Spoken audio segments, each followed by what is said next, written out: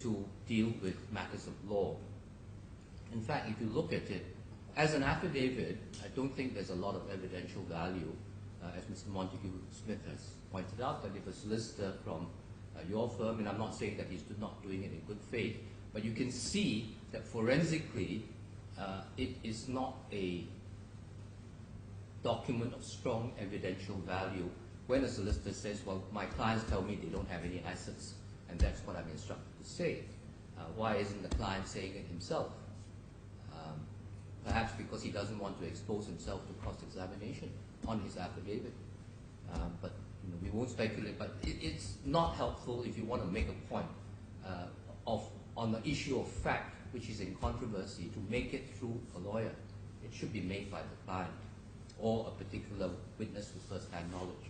And the second observation is that the rest of it is all about the legal principles, and they are in effect legal submissions. So they should have been just filed as legal submissions. It's one of those cases where there's a minimal amount of facts. Of course, there's a fair amount of facts from the claimant side because they have to set out the history of the litigation in England. But from the respondent side, it's all a matter of legal argument. And there will be a couple of practice directions coming to say that lawyers should be a bit more selective about when they want to lend themselves to A, making controversial statements of fact, and B, making affidavits about matters of law. I mean, it applies less in this particular case because both lawyers were dealing with local law, but where it does affect the situation is when you engage experts in foreign law, and then they go and give expert witness statements or expert reports, and that becomes like an affidavit, and then there's an issue about cross-examining the experts, and you'll find a judgment. I think it's actually come out already that says all of this is a waste of time and it's not the best way of doing things. So please look out for that judgment. I think that the judgment is called ETA ASCON against Dr. Peters. That was one of mine, yeah. Yeah, so have you got the Court of Appeal judgment yet? No, I think the case settled. In fact, there was a case we settled, but the Court of Appeal has given a judgment on the interlocutory point. Yeah, well, that's very helpful, I think. Absolutely. Yeah. The only thing I'd say is that is in an arbitration context, that will be said, obviously, that the names should be concealed on that. I think there was some issue about redaction. Yes. Which is why maybe you haven't got the judgment yet. I see. I was in fact instructed by my learned friend on that case. Okay. But I didn't know ultimately we were not involved, so they won't.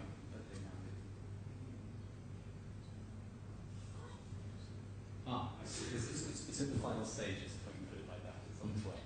Well, that's very interesting.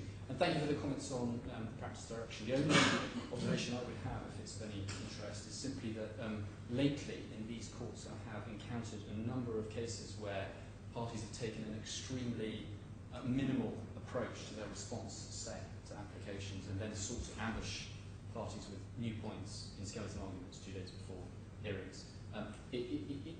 All I would ask... In trials or in appeals?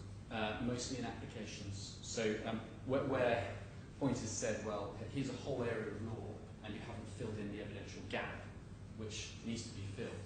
And so they've taken points which are ultimately ambushing parties and not permitting them to, therefore, confining their ability to respond with evidence. I think in the world over, that kind of scenario does prevail in interlocutory applications. Yes. And usually it is not a huge problem in practice because you just adjourn and you make up for it by costs thrown away for last-minute arguments. Yes. I mean, as opposed to trials and appeals. Yes, I agree. But if it, we'll try and monitor this, and maybe another practice direction will be issued on that. Thank you very much for your questions. Are we done? Any more housekeeping matters? Not from my side. All rise.